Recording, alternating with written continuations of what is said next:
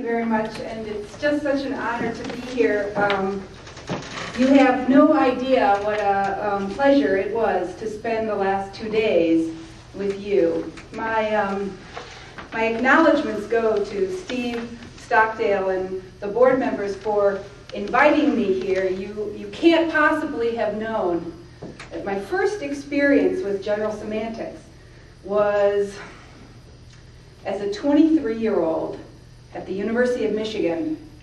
When I was getting my master's degree, they thought I could teach public speaking. I don't know why, because I had never had a course in public speaking, but they threw me to the undergraduates. And in preparing for that course, I read Hayakawa. And that was my first exposure to general semantics. And in the 20 years since then, I have used that text in teaching courses in human communication and media studies. And while never really a member of the general semantics community, I am positive that my ideas and interests in the complex nature of the symbol systems that we use for expression and communication, and the way they work on us and how they affect the way we see the world, have been really influenced by some of the ideas that I encountered there. It's also a little humbling because that list of honorees for this lecture is just so overwhelming. And I'm very honored to count on that list a former professor of mine, Jerry Bruner, who was a teacher of mine at Harvard, and it's just absolutely with great sense of humility. Yes, I guess, that I carry on in some way, because certainly the ideas of Gregory Bateson and Maslow and Mike Csikszentmihalyi and Alan Langer and all of the folks you have honored are people who've had such a very deep influence on my own work. Tonight I come to you with the three hats that I'm always wearing: as a scholar, as a teacher, and as an advocate, an activist. I want to share with you a little bit about my experience in those three arenas as it relates to my lifelong passion for media literacy. And when you hear that phrase, media literacy, you might think, well, those two words don't seem to go together. But because of your connection to, well, the most esteemed media literacy expert that has existed in the 20th century, Neil Postman, you're familiar with the concept, the idea of learning to critically analyze and communicate using the wide variety of tools of symbolic expression that are now part of, well, 21st century American culture. So media literacy is this idea of being an analyst, a critical thinker in responding to media culture, and being able to use tools of technology for purposes of self-expression and communication. In that sense, we have to see media literacy as an extension of the concept of literacy. And these days, there's lots of literacies. There's health literacy, and there's information literacy, and there's cyber literacy, and you name it, there's a literacy for it. But if you think about what the concept of literacy represents, it makes absolute sense that we're now moving to redefine or expand the concept of literacy. So right here in the state of Texas is a good example.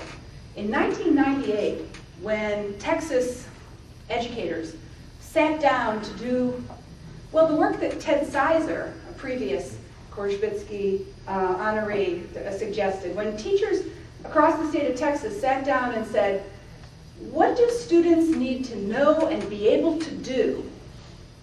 One thing Texas educators realized, those who were working in the area of English language arts, was that children needed to learn how to critically analyze media and compose using digital media. So they did something kind of radical in 1998. They expanded the concept of literacy to include reading, writing, speaking, listening, and something they called viewing and representing. Viewing and representing were the new literacies that that they identified. And for viewing, they understood that as learning to analyze the persuasive techniques of advertising, the strategies used to communicate credibility in an informational text, the narrative and stylistic devices that a filmmaker uses, for example, and the crazy interactive use of image, language, sound, music, and other forms of expression in digital new media. By representing, they meant learning to use all the forms of contemporary 21st century communication in expressing yourselves. Learning to write a letter to the editor, learning to design a billboard, learning to put together a public relations campaign, learning to create a documentary film. In fact, in Texas, in grade 10, students in English language arts are required to put together a 5 to 7 minute documentary, working in a team, learning to use the power of images and language and sound to communicate an informational message. Wow, that's new literacy. That's media literacy. And so for the last 20 years, a big challenge that I've been facing is how to help teachers and how to help parents and community members learn how to deploy this new literacy. And of course, that's a colossal challenge, as you're so well aware.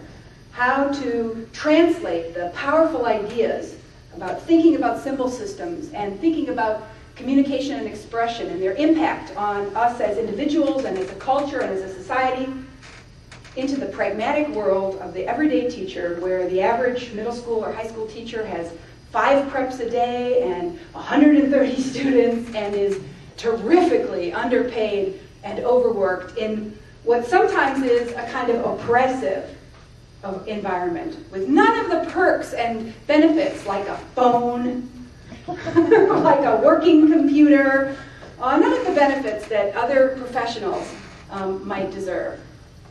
So how to help teachers grasp the big ideas of what it means to analyze media and make media under the routines and pressures of the K-12 curriculum, which is so fixed and so traditional and so resistant to change.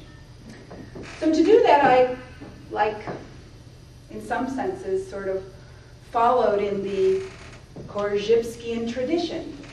I created a model.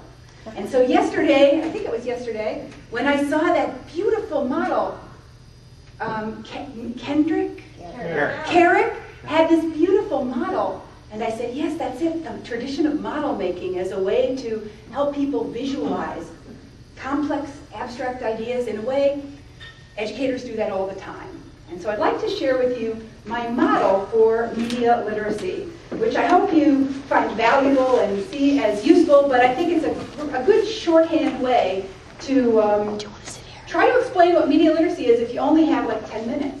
So at your table, you see an envelope. And if you take the envelope and pass it around, you'll find my media literacy remote control. So I'd like to go over the remote control with you, if you all can pass it around and take a copy. Does everybody have one? All right, so the remote control, if you hold it, since I'm left-handed, I recommend you hold it in your left hand. I think it works better. In your left hand, hold it with the remote control facing forward. And I'd like to explain to you how this remote control works.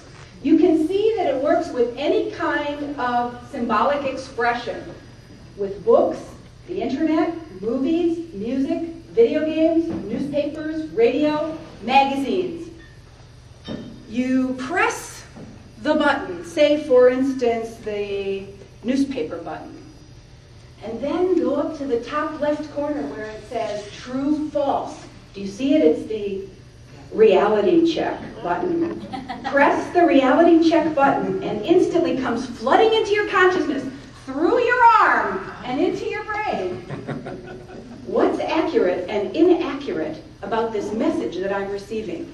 So let's take, for example, you're reading the New York Times, probably by almost any account, the best newspaper we have in the United States. We still do the reality check.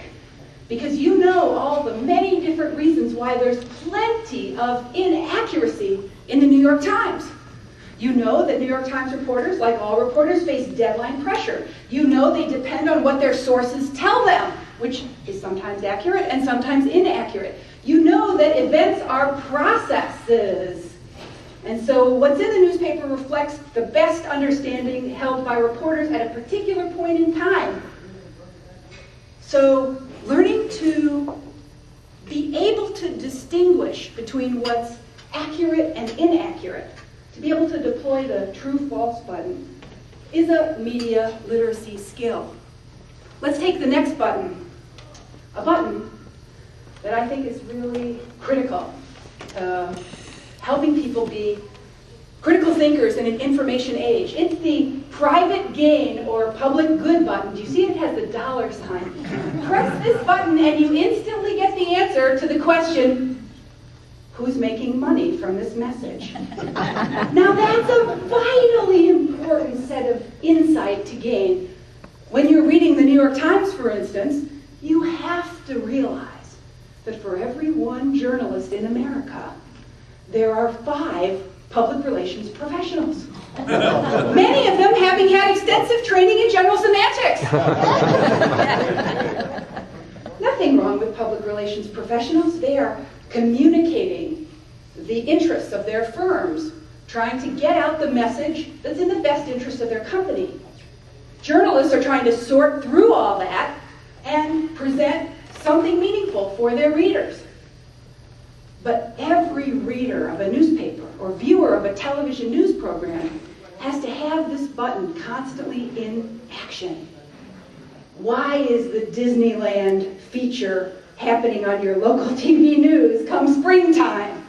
Well, because Disney wants people to go to Orlando, and all of a sudden the Disney promos start showing up on our local news shows right about February when we're planning our spring holiday. Now, 100 years ago, when I was an English literature major at the University of Michigan, we never learned about this button. The private gain or public good button, the who is making money. In fact, my teachers created a kind of fancy myth about this button. The myth was that the artist, the writer, the poet, the communicator, well, she was like Emily Dickinson. She was up in New England in her garret, by the light of her candle, making her marvelous little poems, those little gems of humanity that spoke to the preciousness of human experience and the vulnerability that we have in daily confronting our mortality. And when I was an English literature major, nobody told me about Emily Dickinson's publisher, the entrepreneur, the risk taker, who said, these poems in the drawer, they're curious, they're interesting, I'll take a risk, and I'll publish them, and I may or may not make money. But in fact, all messages come to us within an economic framework. It's not bad, it's not good, it just is. And part of our learning to be citizens of an information age is coming to terms with that reality, that messages exist within an economic framework, and that economics has an influence on what we get and what we never see. So now take a look at the good-bad button. That's the values check button. This one's very, very powerful. This one gets activated a lot for me when I'm watching television, because often I find myself laughing at messages that have really deeply problematic values. Messages that when I think about it, when I'm using my media literacy remote control, turn out being deeply, deeply troubling. Like, for instance, I don't know if you've seen this one recently, but there's this Doritos commercial. It's sort of like, what would you do for a Doritos? And so if you're using the media literacy remote control and On comes a Doritos commercial, and you press the good, bad values check. Wow, the Doritos commercial message says something like, you should do anything for a Doritos. And in fact, the scene, the little story that plays out in the ad, shows two adorable teenagers running over a little old lady on their way to the Doritos, and she like tumbles over the front seat of over the windshield of the car in a very humorous way. You can't help but laugh. It's so funny the way she tumbles over the car. A Dorito, it's a corn chip.